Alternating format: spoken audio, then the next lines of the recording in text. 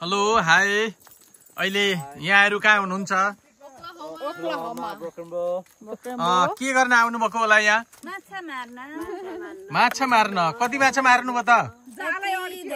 माछा चाहिँ हैन मेरो लियोले चाहिँ मलाई लडाएर माछा मार्दिया ठुलै ओहो जालै अड्क्यो भनेपछि आज माछा खाने छाट छैन है आज पकाएर पनि खाइदिनु पर्छ माछा मरेन भने चाहिँ के पकाएर खाने माछा पकाएर खाने हो कि जाल पकाएर किनेर भने ल्याएर पकाएर किनेर ल्याएर खाने है ओहो हजुरले माछा मार्नु भयो त माछा भेटिएन है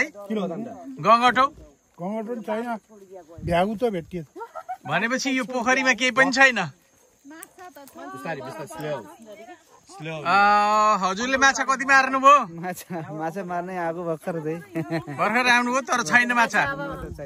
माछा त छैन मार्दैछन् बाबुहरूले उतापट्टि खै कहाँनेरि हो बाबु मारिरहेछ न मर्छ ल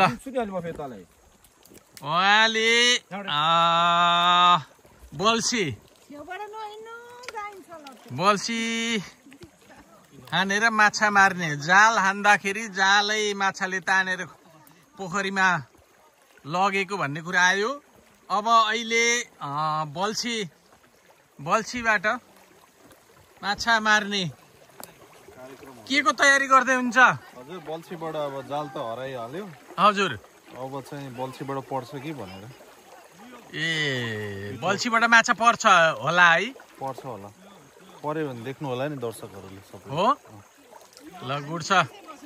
यहाँलाई अग्रिम शुभकामना बल्छीबाट माछा पार्नु होला ल म लिएर आउँछु है त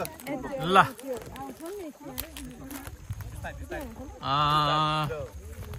यही हान्ने हो कि अझै टाढा जाने हो ए यो खुल्ला ठाउँमा आउँदैन अलिक कुनामा गएर मार्नुपर्छ हो ए खाल्टामा माछा हुन्छ ओके छ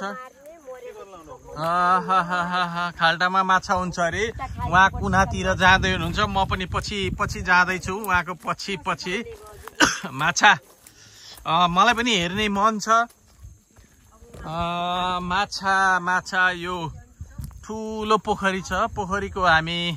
एक कुनामा जाँदैछौँ जहाँ चाहिँ माछा छ भनेर हामीले आकलन गरिएको छ यो पोखरीको वरिपरि यस्तो जङ्गल हेर्न सक्नुहुन्छ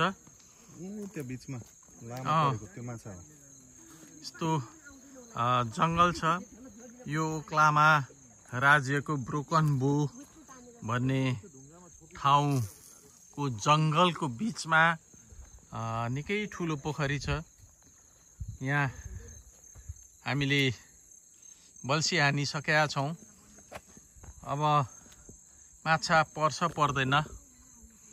हेर्न बाँकी छ यो बल्छी हामी कति टाइम राख्छौँ पोखरीमा 10 मिनेट जस्तो राखिन्छ के रे 10 मिनेट हजुर 10 मिनेट राखेपछि यसलाई हामी बाहिर निकाल्छौँ बाइट गरेन भने बाइट गर्यो भने त परिहाल्यो पर्यो अनि माछा सहित हामी तान्छौँ है माछा सहित हजुर ओके छ ल अहिलेलाई यति नै हवस् नमस्ते धन्यवाद